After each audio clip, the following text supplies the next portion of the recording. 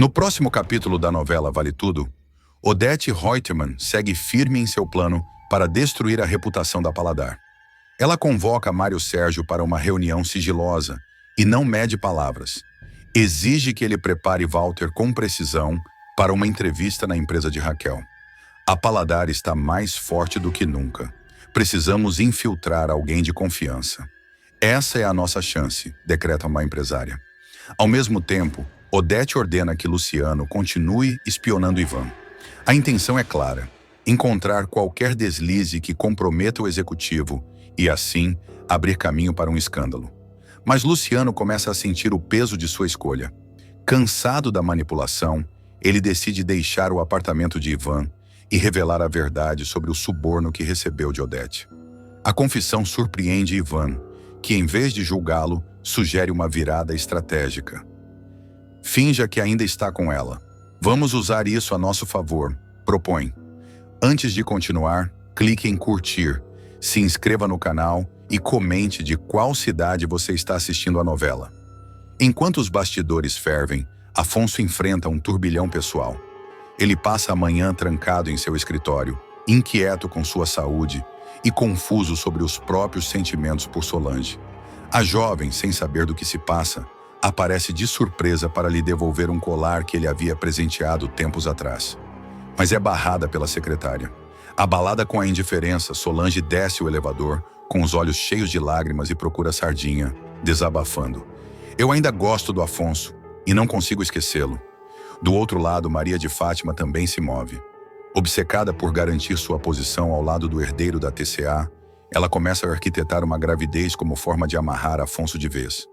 Se ele tiver um filho comigo, nunca mais vai me deixar, pensa, determinada a seguir seus próprios passos rumo ao poder. E quando Odete recebe a notícia de que Walter foi contratado pela Paladar, seu sorriso diz tudo. É o começo da queda de Raquel Acioli, afirma, convencida de que sua trama começa a dar frutos. Aldeide enfrentará um perigo real e quase fatal. Ao decidir se aventurar em um mergulho no mar, ela acabará se afogando e protagonizará uma cena de tensão que mobilizará todos à sua volta.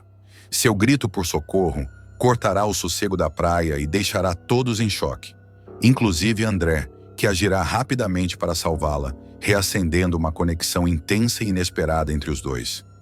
A cena começará com um clima de descontração. Aldeide estará na praia ao lado de Poliana, Jarbas, Consuelo e André. O grupo estará reunido sob um guarda-sol, rindo e aproveitando a brisa fresca do litoral. Conversas triviais sobre a vida, o trabalho e até mesmo as relações amorosas tomarão conta do ambiente. Poliana provocará Jarbas sobre sua barriguinha saliente, enquanto André e Aldeide trocarão olhares que, mesmo discretos, já demonstram certa química. Tá um calor danado, viu?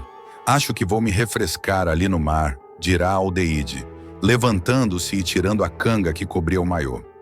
Não vai muito fundo, hein? Aconselhará Consuelo em tom maternal. Pode deixar, responderá Aldeide, com um sorriso confiante. Ela caminhará pela areia quente, sentindo a temperatura subir e o vento salgado tocar seu rosto até alcançar a água. A princípio, tudo parecerá tranquilo. Aldeide mergulhará algumas vezes, deixando a água cobrir sua cabeça. Ela se sentirá revigorada, livre. No entanto, ao se afastar um pouco da margem, será surpreendida por uma corrente de retorno. A personagem que sabe nadar entrará em pânico ao perceber que está sendo arrastada para o fundo. Tentará manter a calma, mas a corrente a puxará com força. Socorro! Socorro! Gritará desesperada, agitando os braços. O grito ecoará alto o suficiente para chegar aos ouvidos de todos na areia. Consuelo será a primeira a notar. Gente, olhem ali! É a Aldeide! Exclamará, apontando para o mar. Poliana se levantará em um pulo. Minha irmã, ela está se afogando! Berrará tentando correr em direção à água. Tá doida, Poliana? Esqueceu que você não sabe nadar? Dirá Jarbas. Larga de mim, Jarbas. Eu preciso ir atrás dela. Ela vai morrer, gritará, lutando para se soltar. Não, deixa o André ir, gritará Consuelo, apontando para o rapaz, que já estará correndo em disparada rumo ao mar, sem pensar duas vezes. Com coragem e habilidade, André mergulhará de cabeça na água e nadará com força contra as ondas, tentando localizar Aldeide. Aguenta firme, Aldeide. Tô indo, gritará, lutando contra a corrente. Em poucos segundos conseguirá alcançar a jovem, que já estará com o corpo parcialmente submerso, quase sem forças. Ele a puxará pelos ombros, mantendo seu rosto acima da água, e nadará de volta, fazendo um esforço sobre-humano para não deixá-la escorregar de seus braços. Enquanto isso, na areia, o desespero continuará. Poliana soluçará sem parar. Ela vai morrer, meu Deus! Ela vai morrer! Enquanto Consuelo rezará em voz alta, de mãos juntas e olhos fechados, pedindo proteção. Pessoas que estavam por perto na praia se aproximarão, atraídas pela movimentação. Finalmente, André surgirá saindo da água, carregando Aldeide nos braços. Ela estará semi-inconsciente, com os lábios arroxeados e respiração irregular. A multidão abrirá espaço enquanto ele a deita cuidadosamente sobre a areia. Afastem-se, ela precisa de espaço, ordenará Consuelo, assumindo o controle da situação. Salva a minha irmã, André, implorará Poliana, aos prantos, segurando as mãos da irmã caída.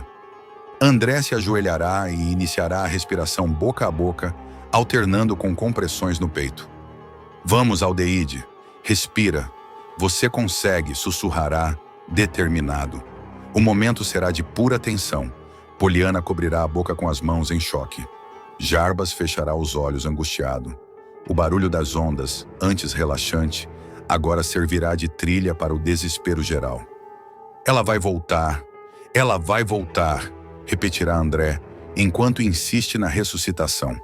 Até que, repentinamente, Aldeide tossirá forte e cuspirá água, recuperando os sentidos.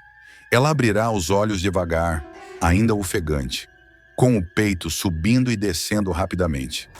Todos à volta comemorarão. Graças a Deus!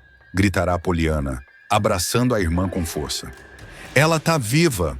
Exclamará Jarbas, aliviado. Ainda fraca, Aldeide moverá os olhos em direção a André. Ele a observará com ternura, ofegante pelo esforço físico. Os dois se olharão por longos segundos. Você salvou a minha vida, dirá Aldeide, emocionada, com a voz rouca. Um silêncio se instalará entre eles, carregado de tensão e afeto. André sorrirá levemente e acariciará de leve o cabelo molhado dela. Não podia deixar você partir assim, responderá com sinceridade. O clima ficará evidente para todos ali. Até Poliana, ainda abraçada à irmã, notará um momento de intimidade. Os rostos se aproximarão lentamente, os olhos fixos um no outro, como se o tempo tivesse parado. O beijo quase acontecerá. Poliana continuará emocionado. Você foi um herói, André. Salvou a minha irmã, afirmará. Jarbas dará um tapinha nas costas do rapaz, em sinal de respeito. Foi bonito o que você fez, moleque, dirá, com sinceridade. Mais tarde, já em casa, Aldeide repousará no sofá com uma manta sobre o corpo. Ainda um pouco fraca, será amparada por Poliana e Consuelo, que farão de tudo para deixá-la confortável. Você nos deu um baita susto, minha irmã, dirá Poliana, segurando sua mão com carinho. Eu achei que nunca mais fosse te ver com vida, completará, com os olhos marejados. Eu também achei. Por um momento senti que ia embora. Mas aí, o André apareceu, confessará Aldeide, emocionada. Foi como se ele tivesse puxado de volta minha alma. Eu vi o rosto dele quando abri os olhos. Era como se só ele existisse ali. Consuelo, que estará preparando um chá calmante na cozinha, ouvirá a fala e se preocupará com o tom da confissão. Ela já perceberá o vínculo que se formou entre André e Aldeide, e isso a deixará em alerta, temendo possíveis conflitos. No quarto ao lado, André tirará a camisa molhada do resgate e a jogará no cesto. O corpo ainda trêmulo, não apenas pelo esforço físico, mas pelas emoções conflitantes que vivenciou. Enquanto isso, Aldeide passará a se recuperar lentamente do trauma. Apesar da melhora física, seu emocional estará abalado. Passará horas em silêncio, revivendo o momento em que sentiu a vida escapar de seu corpo. E o toque de André a trazendo de volta. Ela tentará evitar o rapaz, mas não conseguirá ignorar a força do vínculo criado entre eles. Em certo momento, Aldeide e André se encontrarão casualmente no quintal da casa de Consuelo. Ele estará trocando a lâmpada do alpendre quando ela aparecer. "Oi", dirá ele, tentando soar natural. "Oi", responderá ela, quase sussurrando. Um silêncio desconfortável se seguirá. "Eu queria te agradecer de novo. Eu não sei o que teria sido de mim se você não estivesse lá", dirá ela. André balançará a cabeça. "Não precisa agradecer. Eu faria tudo outra vez, sem pensar." Os dois se olharão com intensidade, mas antes que qualquer aproximação aconteça, serão interrompidos. Dessa vez por Poliana, que surgirá com uma bandeja de sucos. "Hora do lanche", anunciará, animado, sem perceber o clima. Afonso decide enfrentar o passado nebuloso que envolve sua esposa e a sogra. Inquieto e determinado a entender as origens da ruptura entre Fátima e Raquel, o herdeiro da TCA surge de surpresa na Paladar. Com o semblante carregado e os olhos fixos, ele pede para conversar a sós com Raquel. A empresária, embora desconfiada, o convida para entrar. Ele é direto. "Eu preciso da verdade", sem meias palavras. "O que aconteceu de verdade entre você e a Fátima?" Raquel respira fundo. Ainda ressentida com o desprezo da filha, ela hesita por um momento, mas a sinceridade de Afonso a encoraja. Ela começa revelando que o único namorado que teve, em Foz do Iguaçu, jamais teve qualquer contato com Fátima, derrubando por completo a falsa história de abuso inventada pela filha para justificar a separação delas. Essa história que ela contou é absurda. Ele nem conheceu a Fátima. E se quiser, posso te dar o telefone dele. Você pode confirmar tudo, diz Raquel firme. Chocado, Afonso tenta esconder a dor. A empresária, então, vai mais fundo. Conta que foi Fátima quem vendeu a casa da família, às escondidas, usando uma procuração. Com o dinheiro da venda, fugiu para o Rio de Janeiro e recomeçou a vida, abandonando Raquel à própria sorte, sem um tostão. "Eu precisei começar tudo do zero, sozinha. Fui humilhada, despejada. E ela? Ela apareceu em capa de revista, como se fosse uma vitoriosa", lamenta Raquel, com os olhos marejados. Afonso ouve tudo em silêncio. Mas é quando Raquel menciona a armação envolvendo Odete Reutemann que o rapaz perde o chão. Segundo Raquel, foi Fátima quem articulou a venda da parte de Celina na Paladar, criando um rombo nas finanças da empresa e levando a mãe à quase falência. Abalado, Afonso sai da Paladar atordoado. As palavras de Raquel ecoam em sua mente como marteladas. Ao chegar em casa, Fátima o recebe com o mesmo sorriso de sempre, tentando beijá-lo. Ele disfarça, afasta-se delicadamente e diz que está cansado. Mas por dentro, seu mundo já começou a ruir. Nos dias seguintes, o comportamento de Afonso muda sutilmente. Ele finge normalidade, mas passa a evitar toques, olhares e conversas mais profundas com a esposa. Começa a observá-la com outros olhos. O que antes era admiração vira suspeita. Ele instala câmeras em alguns cômodos, vasculha as gavetas dela, lê mensagens no celular enquanto Fátima toma banho. O triatleta, antes ingênuo e apaixonado, se transforma em um homem desconfiado, estratégico. Enquanto isso, Fátima segue agindo como se nada estivesse acontecendo. Posta fotos nas redes sociais, exaltando a vida perfeita, exibe presentes caros que diz ter ganhado de Afonso e continua circulando entre os influenciadores como símbolo da esposa ideal. Mas o teatro está prestes a ruir.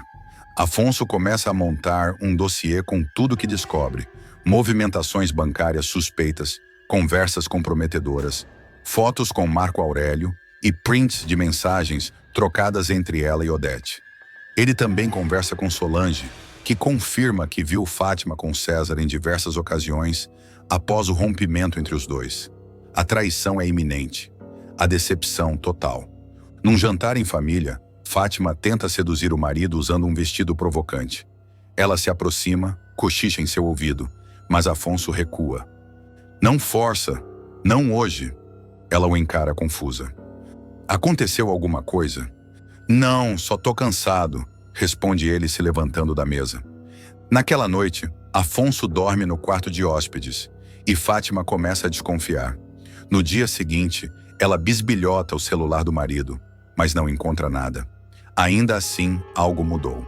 O olhar de Afonso já não tem brilho. O beijo dele perdeu o calor. Odete Reutemann, por sua vez, percebe a tensão no casamento e tenta minimizar os danos. Ela convoca Fátima para uma conversa particular e exige que a nora mantenha as aparências.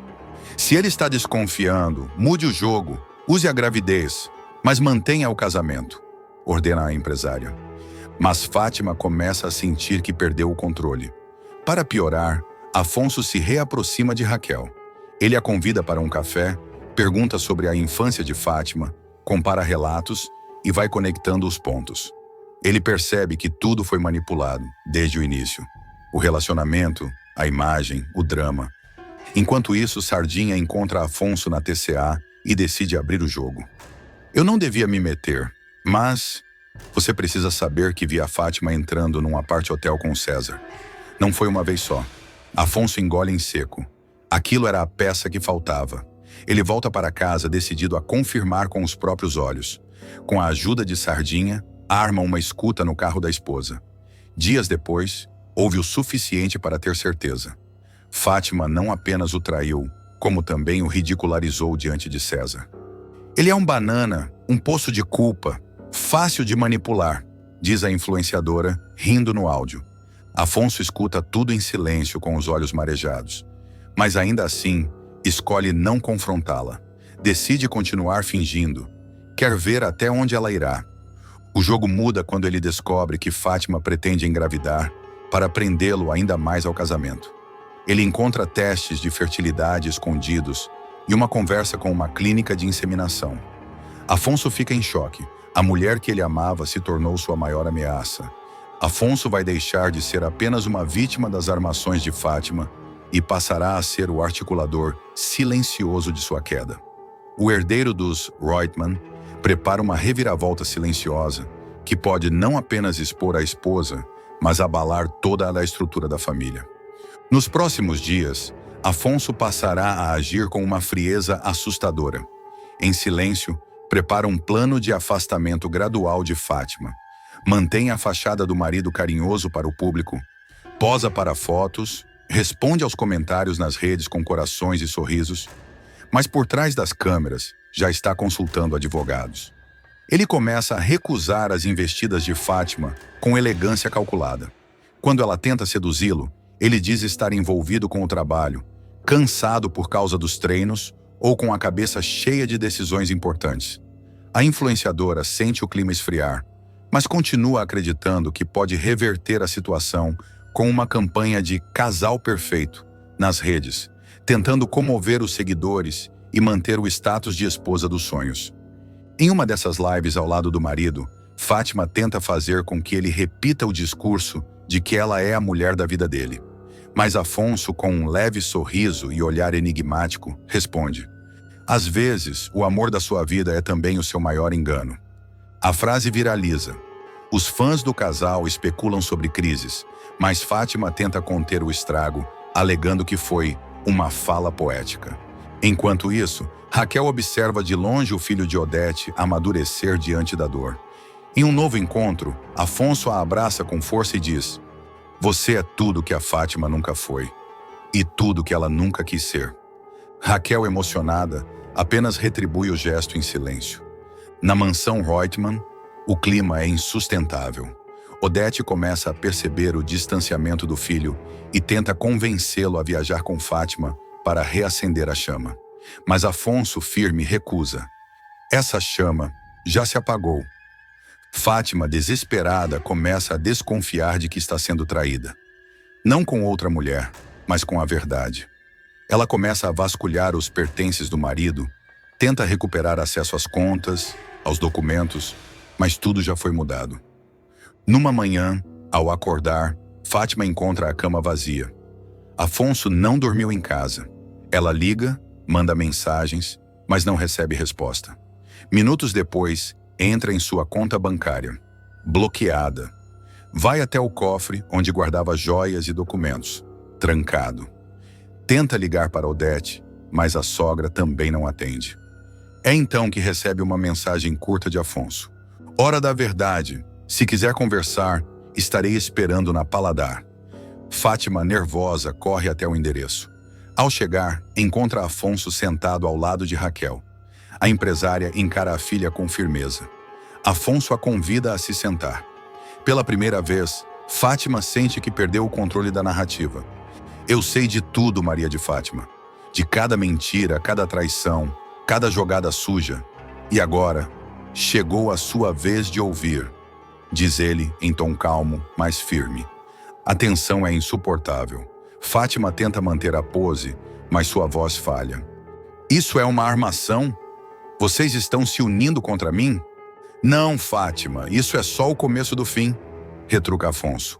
Afonso vai expor ponto por ponto todas as mentiras que descobriu.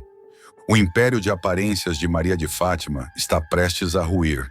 E Afonso, o homem que ela achava ter em mãos, se transformará em seu maior algoz. Luciano não consegue mais conviver com o peso da culpa. O assessor, que há semanas vem agindo como espião, a mando de Odete Reutemann, decide enfim abrir o jogo com Ivan. Após tantas mentiras, vigilâncias e informações confidenciais entregues à sogra bilionária do amigo, ele se dá conta do quanto ultrapassou os limites da ética e da lealdade.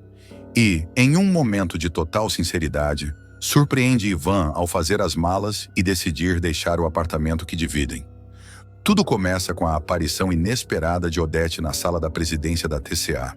Fria e direta, ela volta a pressionar Luciano. Você já me entregou bons relatórios, Luciano. Mas eu quero mais. Quero saber cada passo do Ivan. Com quem ele fala, o que ele planeja, aonde ele vai. E quero isso toda semana, exige a empresária, jogando um maço de dinheiro sobre a mesa. O que houve? Sua avó ainda está doente? Tenho certeza que esse dinheiro pode ajudar, ironiza manipuladora. Luciano, no entanto, hesita.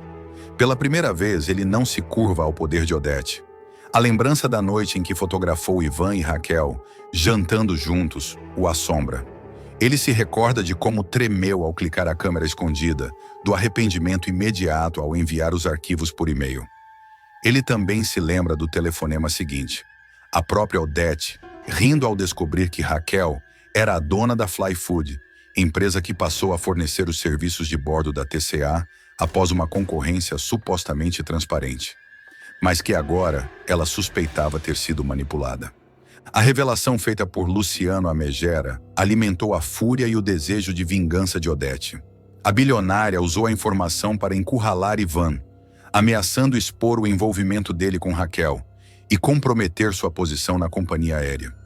Como uma verdadeira predadora, ela o pressionava para que largasse a ex e reatasse com Heleninha, a filha frágil e instável que ela julgava poder controlar. Luciano não aguenta mais. O peso da culpa é mais forte que qualquer chantagem. Ele chega em casa no final do dia, com o rosto abatido, os olhos vermelhos. Ivan, ao vê-lo com as malas na sala, estranha. Que isso, Luciano? Vai viajar? Tá de mudança? O assessor tenta conter as emoções, mas a voz embarga. Ivan, eu tô indo embora. Eu não mereço mais dividir esse teto com você. Eu não mereço a sua amizade, diz colocando a mochila nas costas. Ivan insiste. Mas o que foi que aconteceu, rapaz? Eu fiz alguma coisa? Tá magoado comigo? É então que Luciano desaba. Muito pelo contrário, você sempre foi um irmão para mim. Mas eu fui um traidor. Fui eu que fiz aquelas fotos suas com a Raquel. Fui eu que entreguei tudo para Dona Odete. O choque de Ivan é visível. Ele empalidece, engole seco. O silêncio pesa no ar e Luciano continua. Ela me pagou. Me ofereceu dinheiro para eu descobrir se vocês estavam juntos de novo. Eu aceitei porque minha avó tá doente. Tá internada, os remédios são caros. Mas isso não justifica. Eu fui fraco. Eu destruí sua confiança. Ivan não responde de imediato. Ele caminha até a janela, olha para fora, respira fundo. Por que tá me contando isso agora? Pergunta finalmente. Luciano responde com honestidade. Porque ela me procurou de novo. Disse que queria que eu vigiasse você em tempo integral, mandasse relatórios semanais. Disse que se eu colaborasse, ela poderia pagar o tratamento completo da minha avó. Os olhos de Luciano marejam. Mas eu não aguentei. Ivan, cada dia que passava, eu me sentia mais sujo. E você ali, confiando em mim, dividindo a casa comigo, eu não sou digno. Ivan, ao contrário do que Luciano esperava, não explode. Não grita, não bate porta. Ao invés disso, senta no sofá, pensativo. E então, com uma calma que surpreende até a si mesmo, diz: vamos fazer o seguinte. Você vai dizer para Odete que aceita o acordo, que vai continuar vigiando. E aí a gente vira o jogo. Você me passa tudo o que ela disser, tudo o que ela planejar. Se ela quer te transformar em espião, a gente transforma você em agente duplo. Luciano arregala os olhos. Você tá me perdoando? Pergunta incrédulo. Ivan sorri com amargura. Luciano, eu já errei muito nessa vida. Já perdi gente que eu amava por causa de orgulho. Se você tivesse continuado mentindo, aí sim a nossa amizade estaria morta. Mas você veio até mim, jogou limpo. Isso vale mais do que qualquer coisa. Luciano se aproxima e os dois se abraçam emocionados. Eu prometo, Ivan, eu vou te ajudar. A gente vai derrubar a Dona Odete juntos. Nos dias seguintes, Luciano volta a encontrar Odete, agora com um novo propósito.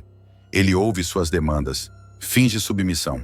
Claro, Dona Odete, vou observar tudo como antes, diz, enquanto grava em segredo a conversa com seu celular escondido no bolso. A empresária não desconfia de nada. Excelente, Luciano. Se continuar colaborando comigo, posso te oferecer algo mais do que dinheiro. Talvez um cargo de confiança. Você merece crescer dentro da TCA, afirma, convencida de que tem o assessor sob seu controle. Do outro lado, Ivan e Luciano montam um plano detalhado. Criam códigos, combinações de palavras para se comunicarem sem levantar suspeitas. Luciano passa a usar um e-mail falso para enviar os relatórios a Ivan, supostamente enviados a Odete. Tudo é cuidadosamente documentado. Cada frase da bilionária, cada ameaça velada, cada tentativa de manipular executivos da TCA a favor de seus interesses. Com o tempo, Luciano começa a registrar também as movimentações de Odete nos bastidores da companhia.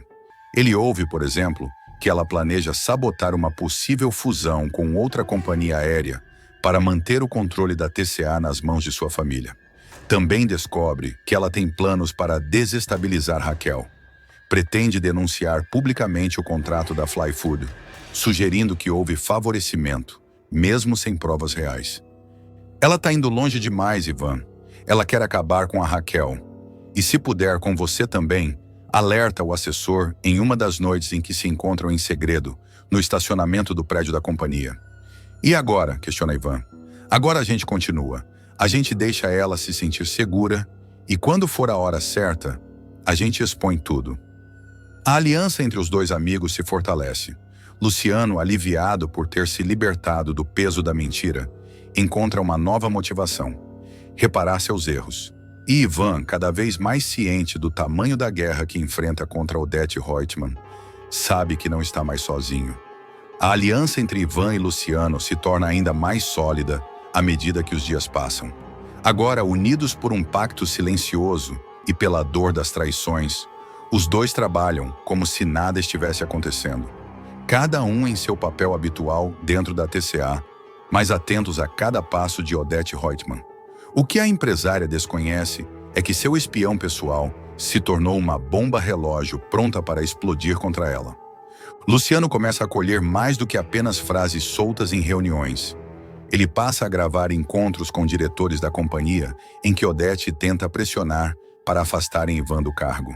Em um dos registros mais comprometedoras, a bilionária insinua que pode manipular dados fiscais para denunciar Raquel e desacreditar sua empresa junto à imprensa. Se a Fly Food cair, a Paladar também vai junto. Quero ver Raquel recomeçar do zero outra vez, dispara, cruel. Enquanto isso, Ivan compartilha as informações com Raquel discretamente. Eles se encontram em cafés afastados do centro, mantêm a aparência de distanciamento no trabalho, mas por trás das cortinas articulam uma verdadeira operação de defesa. Ela está jogando sujo.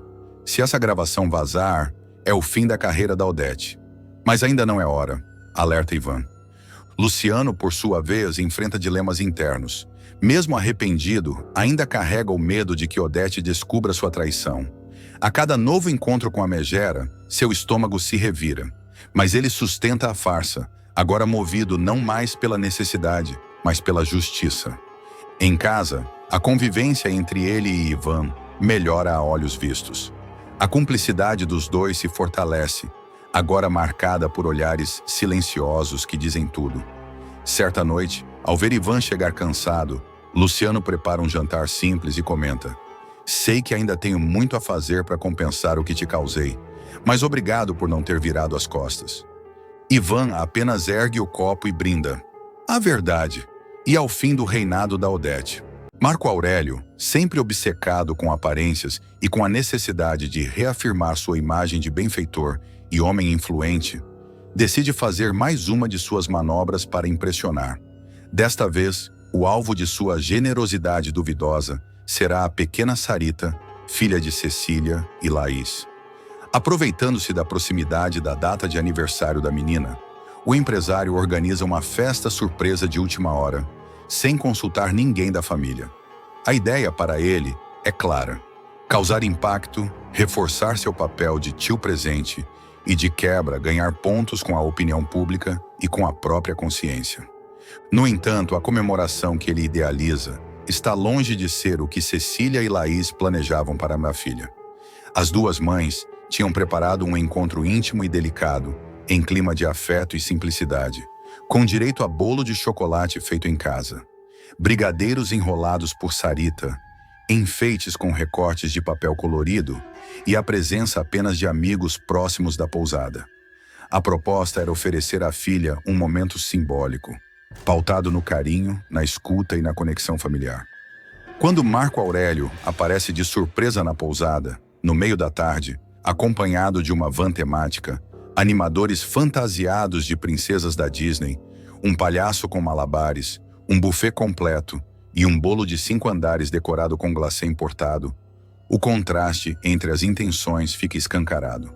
O empresário, vestido de forma impecável, desce do carro sorridente, com sua habitual confiança de palco.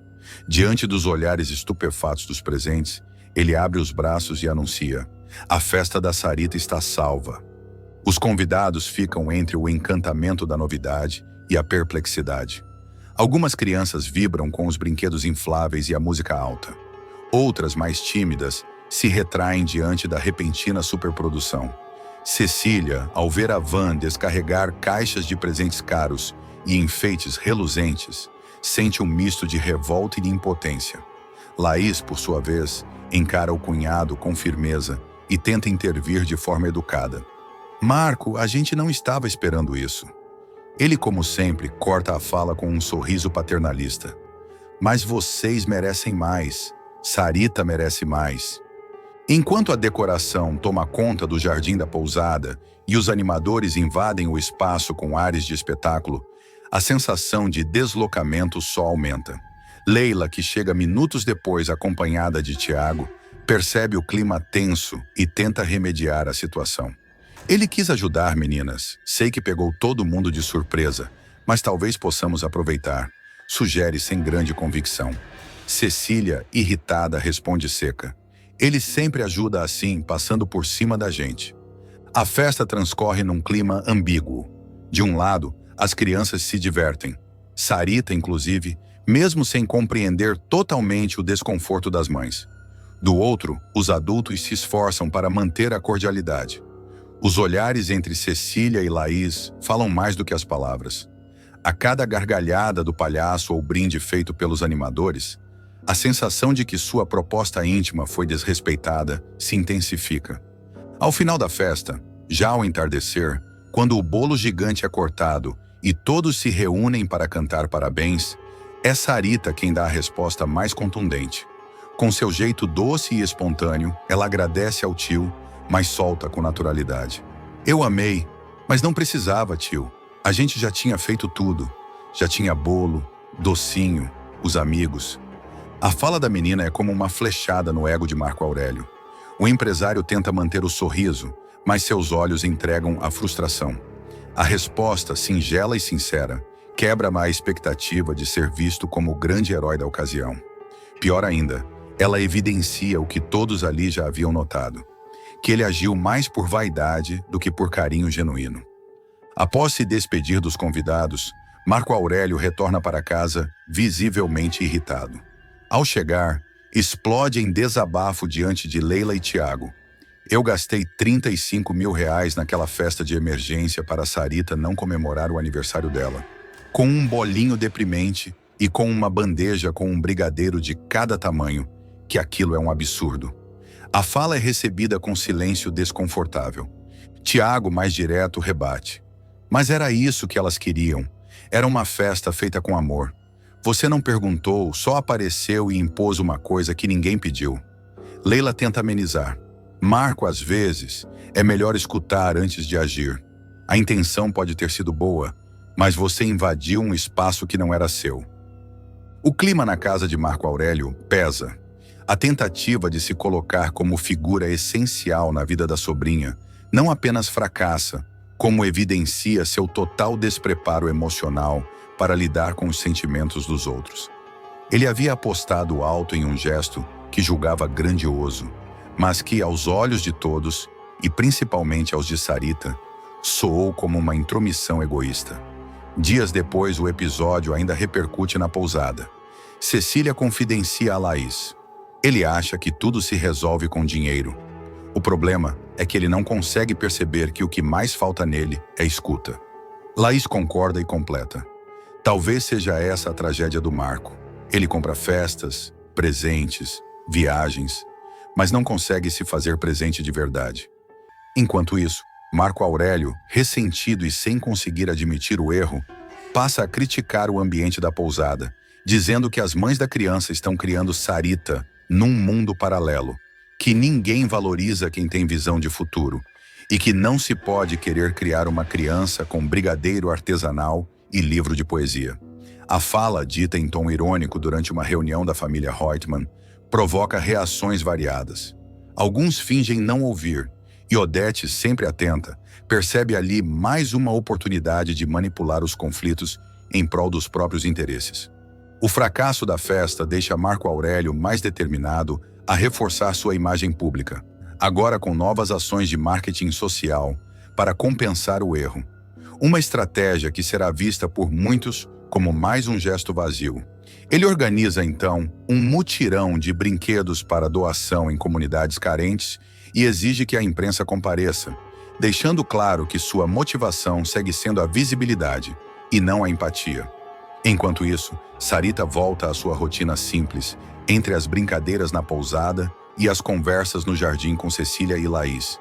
Ela comenta com inocência: "O bolo da mamãe estava mais gostoso que o da festa do tio, né?" A frase, ouvida por uma vizinha, corre pelos corredores da pousada e logo chega aos ouvidos de Leila, que não resiste à gargalhada. "Essa menina ainda vai ensinar muita coisa para esse mundo", diz ela pensativa. Tiago viverá um momento dramático. Após mais uma recaída de Heleninha, o adolescente se desesperará ao ver a mãe bebendo uísque e tentará, aos prantos, tirar a garrafa de suas mãos. O confronto entre os dois tomará contornos cada vez mais agressivos. Gritos, lágrimas e palavras dolorosas serão trocadas. Heleninha, embriagada, tentará se justificar, dizendo que só precisava de um gole para esquecer os problemas. Tiago, já cansado de promessas vazias, a confrontará duramente, acusando-a de não se importar com ele e de colocar o álcool acima da própria maternidade. Tomado por uma mistura de raiva, frustração e desespero, o adolescente terá uma atitude impulsiva e começará a beber também. Ele abrirá outra garrafa, desafiará a mãe com ironia e acabará se descontrolando completamente. Mesmo tonto e alterado, decidirá sair de casa no meio da noite, ignorando os apelos da mãe. Cambaleante, Tiago vagará sozinho pelas ruas do Rio de Janeiro, vulnerável e desprotegido. O que pareceria apenas mais uma crise familiar, mais um capítulo triste na convivência conturbada entre mãe e filho, terminará em tragédia. Perdido nos arredores de um bairro perigoso, Tiago será abordado por dois criminosos que notarão seu estado de embriaguez. Sem chance de se defender, será violentamente agredido e assaltado. Os marginais roubarão seu celular, carteira e ainda o deixarão inconsciente após a surra. Horas depois, um morador em situação de rua encontrará o jovem desacordado e acionará uma ambulância. Tiago será levado às pressas para o hospital mais próximo, com ferimentos no rosto, costelas quebradas e sinais de hipotermia. Enquanto isso, Heleninha, sem saber do paradeiro do filho, entrará em completo colapso.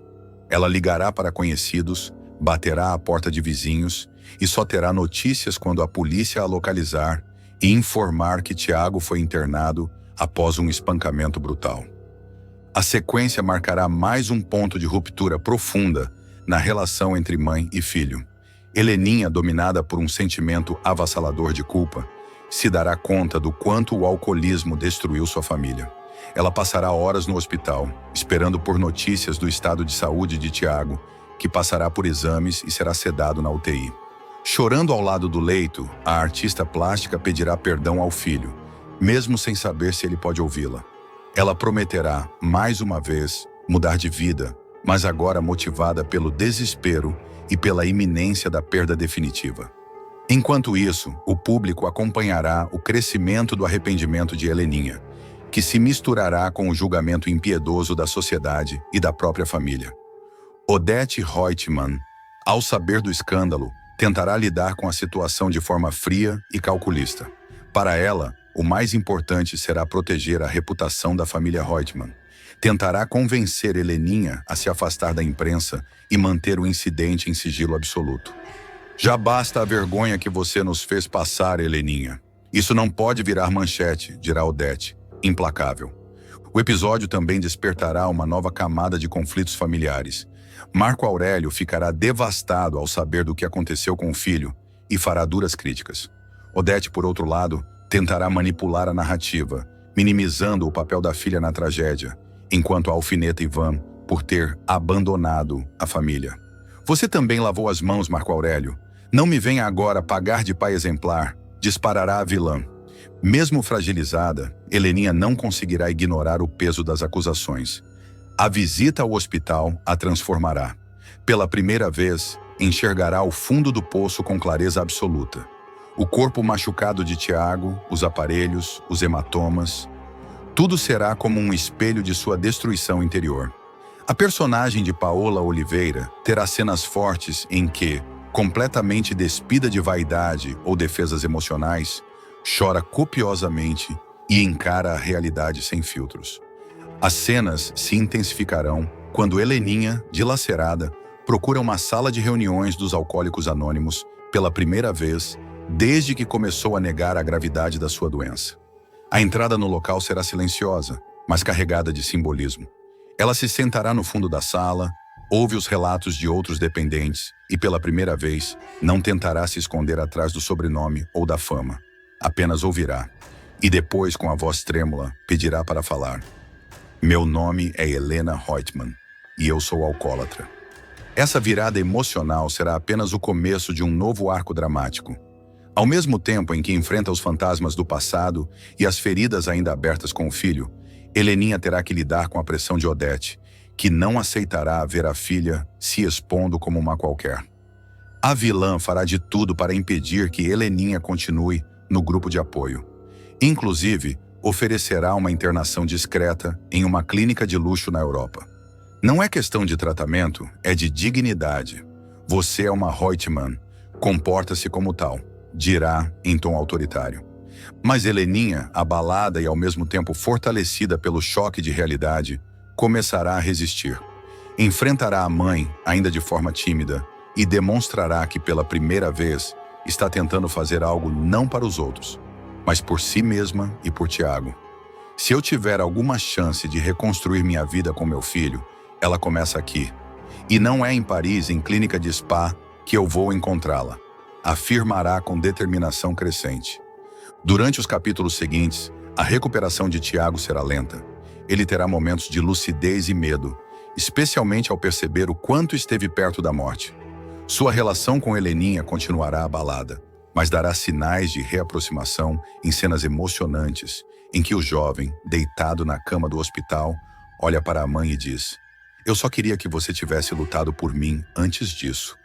As palavras ditas com sinceridade e dor atingirão Heleninha como facadas, mas ela aceitará o julgamento do filho sem protestar. Enquanto isso, o episódio se espalhará pelas colunas sociais e blogs de fofoca, apesar dos esforços de Odete para silenciar a imprensa.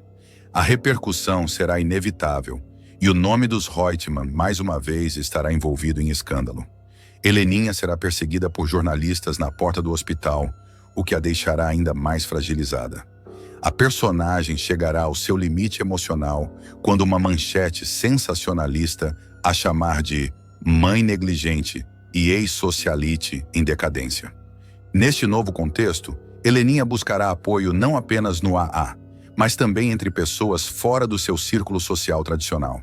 A convivência com os demais membros do grupo de apoio revelará novos horizontes, perspectivas diferentes e a ajudará a enxergar que sua luta é mais comum do que imaginava. Ela se emocionará com relatos de outras mães, pais, filhos e filhas que, como ela, perderam tudo para o vício, mas tentam recomeçar. Aos poucos, Heleninha deixará de lado os saltos altos, os jantares em lugares badalados e o verniz da elite carioca, e passará a buscar algo mais profundo, a reconciliação consigo mesma.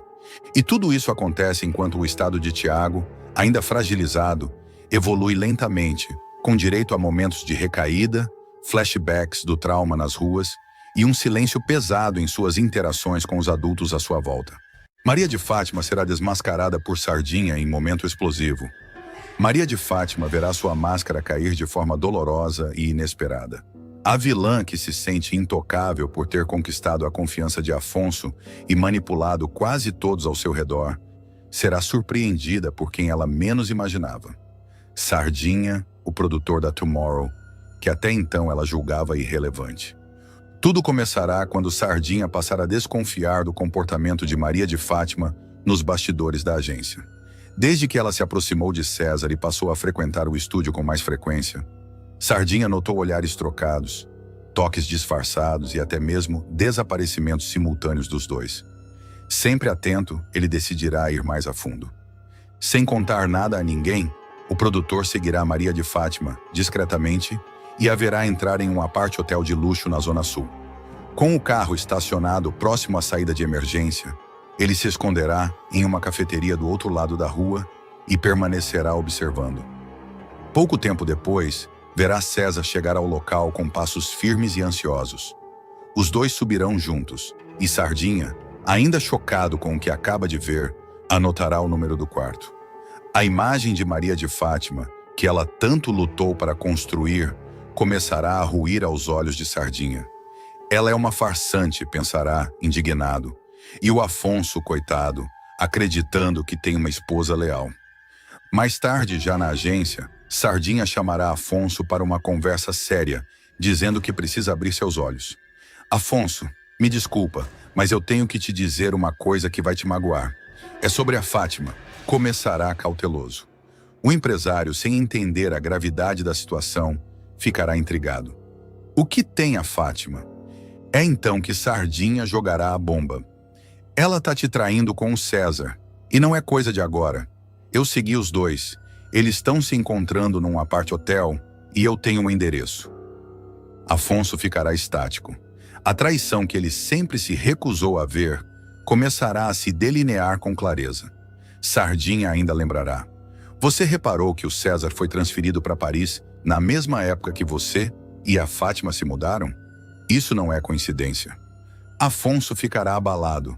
A lembrança do passado recente se entrelaçará com a dor do presente. Ele passará a noite em claro, revirando na memória todos os indícios que ignorou. Na manhã seguinte, decidido a tirar tudo a limpo, ele revirará os pertences de Fátima e encontrará uma chave extra com a etiqueta 3004, o número do quarto indicado por Sardinha. No dia seguinte, ele irá ao apart-hotel sem avisar ninguém. Fingirá ser o hóspede do quarto, subirá com a chave e, ao girar a maçaneta, verá a cena que confirmará seus piores pesadelos. Fátima e César na cama, enrolados no lençol, rindo e trocando carícias como se fossem um casal apaixonado. Afonso explodirá. Em um acesso de fúria, partirá para cima de César, gritando: "Seu desgraçado!" Maria de Fátima, atônita, tentará impedir a briga enquanto tenta cobrir o corpo. O lençol escorregará e ela gritará em desespero: "Afonso, não! Me deixe explicar!" Mas o marido não ouvirá. Com o peito arfando e o coração despedaçado, ele dirá: "Explicar o quê? Que você só se aproximou de mim por interesse? Que o nosso casamento foi uma farsa? Que você se deitava com ele enquanto dizia me amar?" César, acuado, tentará sair do quarto, mas Afonso o empurrará contra a parede. "Você vai pagar por isso. Os dois vão." Maria de Fátima, tentando se recompor, chorará copiosamente, mas suas lágrimas não terão mais o poder de convencimento que ela usava tão bem. A farsa estava escancarada. Mais tarde, já em casa, Afonso pegará a mala da esposa e a jogará a escada abaixo. Gritará para quem quiser ouvir: "Ela me traiu, com o próprio modelo da agência. Essa mulher é uma fraude." Enquanto isso, Maria de Fátima tentará esconder outro segredo que começa a vir à tona: sua gravidez. Após o escândalo da traição, ela terá uma queda de pressão e será levada às pressas para o hospital por Leila, que a encontrará em prantos na rua. No hospital, o médico não terá dúvidas. Ela está grávida de quase 2 meses. Afonso, ao receber a notícia, entrará em choque. "Grávida? De mim?" perguntará. E, diante da dúvida, lançará a pergunta mais dolorosa de todas: "Quem é o pai desse filho, Fátima?" Ela, ainda de olhos marejados, gaguejará: Eu não sei." A bomba estourará de vez. A notícia da gravidez indecifrável de Fátima se espalhará rapidamente pelos corredores da TCA, e Odete Reutemann será uma das primeiras a saber. Cínica, ela comentará: "A garota conseguiu destruir o único trunfo que tinha. Agora não tem mais credibilidade, nem marido, nem futuro." Solange também ficará sabendo da traição e do escândalo, e não esconderá sua satisfação. Raquel, por sua vez, reagirá com pesar. Embora esteja magoada com a filha há muito tempo, ainda será tomada por uma profunda tristeza ao perceber que Fátima está afundando cada vez mais por conta das próprias escolhas. Afonso não perderá tempo e mandará os advogados prepararem os papéis do divórcio. Também iniciará o processo para afastar Fátima da gestão dos negócios que ela influenciava. Sardinha, por sua vez, ganhará o respeito e o reconhecimento de muitos colegas por ter tido coragem de abrir os olhos do amigo. "Você me salvou de uma vida de mentira", dirá Afonso em agradecimento. Enquanto isso, César desaparecerá misteriosamente por alguns dias, evitando qualquer exposição. Mas rumores surgirão de que ele estaria preparando uma viagem internacional às escondidas, talvez com a ajuda de Marco Aurélio. A tensão aumentará com a possibilidade de fuga, e Afonso prometerá processar o modelo por assédio, traição profissional e moral. Maria de Fátima, agora sozinha, terá que enfrentar não apenas a desilusão de um casamento arruinado, mas também a pressão pública, os rumores da mídia e os julgamentos de todos ao redor. Ela tentará manter alguma pose nas redes sociais, mas os seguidores logo perceberão que há algo de errado. Muitos comentarão com ironia: "Cadê o casal perfeito? Sumiu?" Internamente, ela começará a entrar em colapso emocional. Trancada no antigo apartamento onde viveu com César às escondidas, passará dias sem sair. Desesperada, pensará em procurar Raquel para pedir ajuda, mas hesitará ao lembrar de tudo o que disse à mãe no passado. Com o tempo, novas peças desse quebra-cabeça virão à tona. Sardinha, que não parará de investigar, encontrará provas de que César já havia se relacionado com Fátima muito antes da transferência para Paris.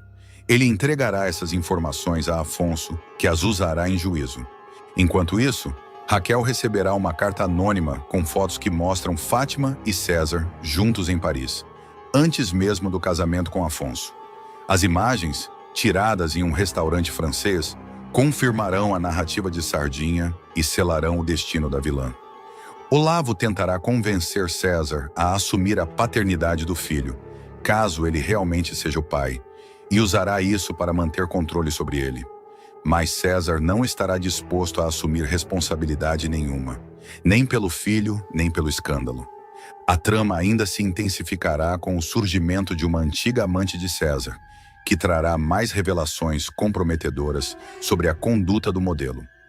Afonso, por sua vez, pensará em fazer um exame de DNA assim que a criança nascer, mas deixará claro que, mesmo que o filho seja dele, não quer mais Maria de Fátima por perto. E enquanto a vilã se afunda em suas mentiras, o público acompanhará sua derrocada, passo a passo, até o ponto em que não restará mais nada da imagem que ela construiu. O que virá a seguir será apenas consequência direta das escolhas que ela mesma fez. Tudo isso ainda vai acontecer.